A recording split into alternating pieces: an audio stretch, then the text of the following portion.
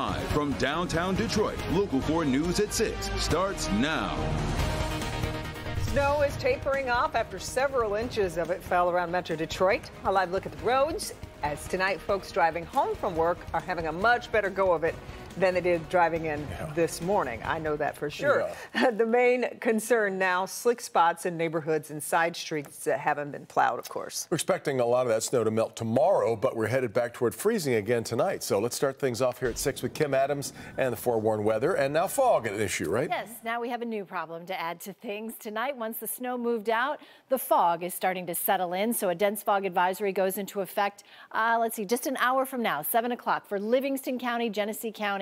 It does not include the rest of southeast lower Michigan at this point, but that does not mean that we won't still have some dense fog here. It just doesn't meet advisory criteria as of right now, but it does for Livingston County. So if you live in Livingston County, just know you go under that dense fog advisory with visibilities under a half a mile in some spots.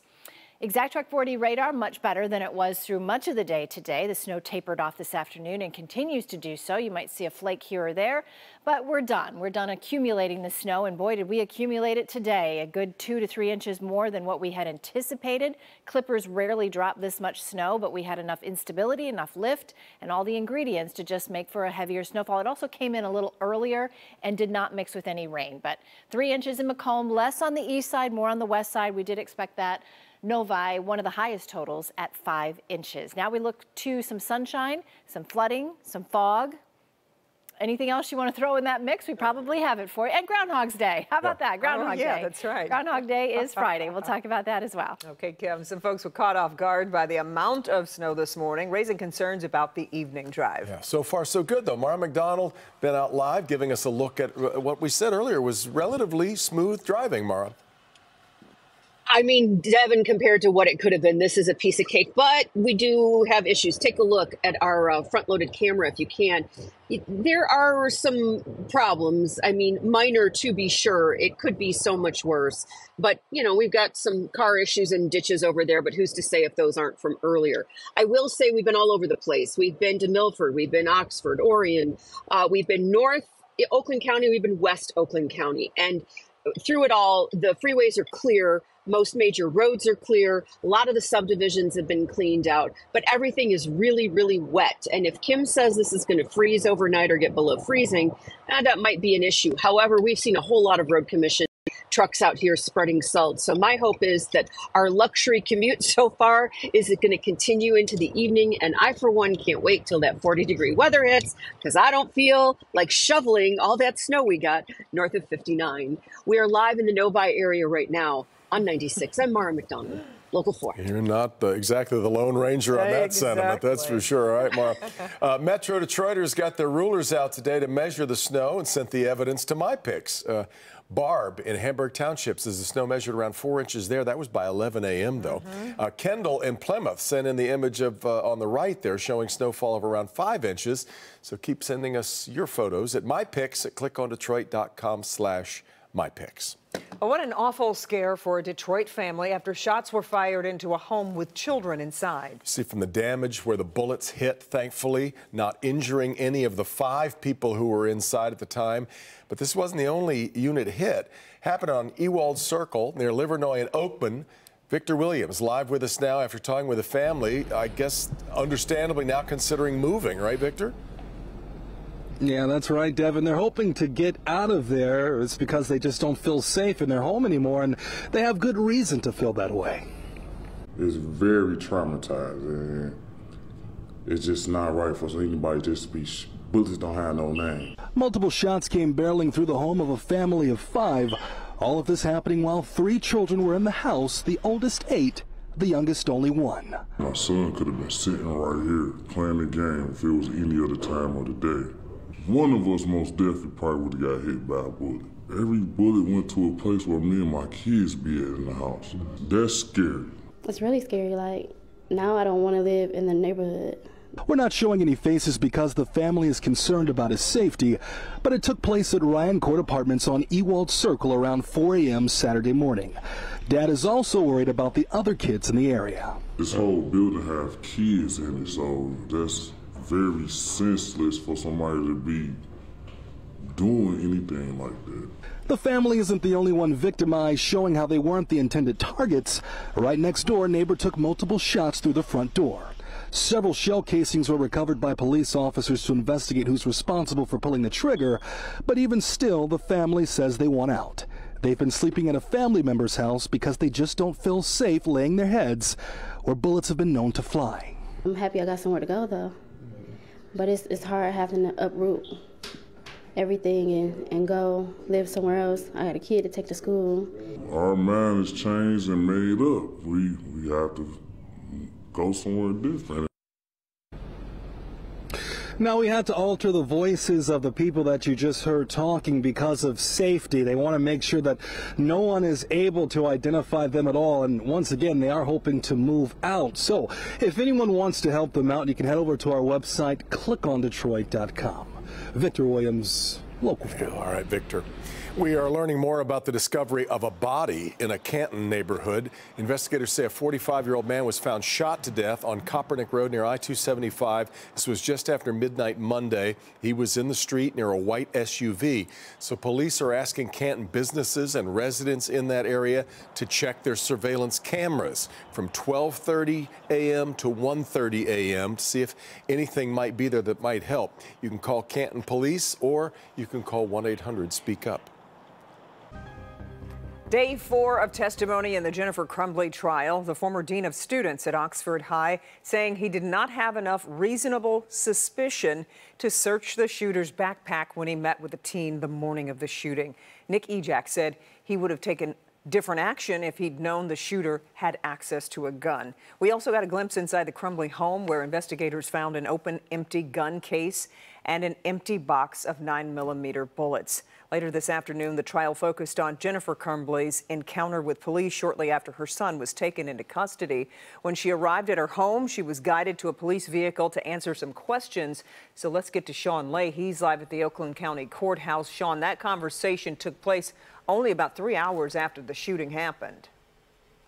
That's exactly right. And so the jury and all of us hearing Jennifer Crumbley today for 45 minutes, of course, not up on the witness stand. However, this is video hours after the shooting. Her son had just committed a school shooting. Cameras were rolling inside that cruiser. Let me take you right through it. In the aftermath of the Oxford school shooting, Oakland County Sheriff's in-car camera system shows Jennifer Crumbley arriving back at their family home. Investigators are already there after her son gunned down 4 students and injured many more. She is placed in a cruiser. A detective driving tells her she is not under arrest, and he starts talking with her about her son. Do you know that he knows how to handle a firearm? Yeah, because we're taking gun range. Okay. So he, you teach him that's our hobby, that we go to gun range, and that's what we do. Prosecutors telling the jury the video of Jennifer Crumbley is 45 minutes long, and they showed every moment of it. In it, she tells the detective about the gun she and her husband had just bought for their son. We just got fucking Sunday. Friday. We took him to the gun range so they can... Oh, you just bought it? Yeah, I mean, we've had other one for a long time. Okay. But a mother whose son had just committed a school shooting, Jennifer Crumbley shows very little emotion, if any emotion at all. A sheriff's investigator testifying that a parent would typically be hysterical, asking why? Kind of anger, he's never exerted anything. Like, he's just like one of those mellow, laid-back kids. We've always had an open, and he'll talk about stuff. Like, I don't get it. I don't get what happened. Jennifer Crumbley there hours after the school shooting in Oxford saying, I just don't get it. However, Ethan Crumbley himself had said, or the shooter had said, that he had, in text messages, begged his mom for mental health treatment, told her in text messages that he was seeing hallucinations and demons inside the home. But there in the car after the shooting, she said he had no issues whatsoever. We'll put that entire video, it's 45 minutes long, on clickondetroit.com. You can watch it for yourself. And we may hear from Jennifer Crumbley again if she takes the witness stand when the defense takes over. Guys? Another busy day in court, and I know you'll continue to follow it. Sean, we appreciate your updates. And you can tune in to live testimony anytime during the trial on Local 4 Plus and our website, clickondetroit.com. We're also bringing you an expert analysis during the case. Christy McDonald is doing an incredible job of breaking down the testimony during courtroom breaks. With General Motors' announcement that it earned just over $12 billion in 2023, we now know what UAW members' profit-sharing checks are going to look like. Workers will get up to $12,250 from those 2023 profits. That's down $500 from last year's checks. GM has about 45,000 hourly UAW workers in the United States under the negotiated profit-sharing formula. Each of them is entitled to $1,000 for every $1 billion of the automaker's annual North American earnings. Checks will be sent out in late February. The national blood shortage continues to have an impact on local patients, and the winter weather just makes things worse. Even here in the state of Michigan, nearly a dozen blood drives have been canceled due to weather in the last 2 weeks or so, and that shortfall is definitely being felt. Dr. Frank McGeorge is here with the latest from the American Red Cross. This is a big deal. It is, Kim and Devin. So, in fact, the Red Cross declared a national blood emergency on January 6th, and unfortunately, that shortage continues. That means some patients are waiting longer for transfusions, and doctors are having to make more difficult decisions about how best to use the limited blood available. Our national blood supply remains critically low. Currently, blood products are going to hospitals faster than blood donations are coming in. That's making it increasingly difficult to meet the needs of patients. The people who need this life-saving blood are accident victims, burn victims, heart surgery and organ transplant patients, new moms and premature babies, and those also receiving treatment for leukemia, cancer, or sickle cell disease. At Michigan Medicine, Dr. Jennifer Jones is concerned about the shortages. We had 2 patients on the floor develop heavy bleeding. And because of this heavy bleeding, they required a number of different blood products, and we then had to go on shortage for that. So a couple hours later, I'm having a conversation with a liver transplant surgeon who has a patient in the operating room, and we're discussing if we're going to have enough blood to sustain that patient through that procedure. At the back of my mind, I'm thinking, wow, if we have a patient come in for a trauma, or a pregnant person has a hemorrhage after their delivery, am I going to be able to sustain that? Of the 38% of people in the U.S. who are eligible to donate blood, only about 3% actually do so. Red Cross is now experiencing its lowest number of people donating blood in 20 years. And when fewer people donate, any disruptions in donations, whether it be severe weather, seasonal illnesses like the flu or COVID, or the recent holidays, have a huge impact on the availability of blood and blood products for those in need of blood. To the thousands of donors who have answered our call to donate in the last few weeks, we sincerely thank you. We're asking those who are eligible to donate to please step forward and make an appointment in the days and weeks ahead. Now, you can make an appointment to donate through the Red Cross Blood Donor app, through redcrossblood.org, or by calling 800-RED-CROSS. Now, if you donate in February, you will receive a $20 Amazon gift card, in addition, of course, to helping save 3 lives. Could be any of us needing that blood one day, right? True. Anytime. Yeah. All right, thanks, Doc.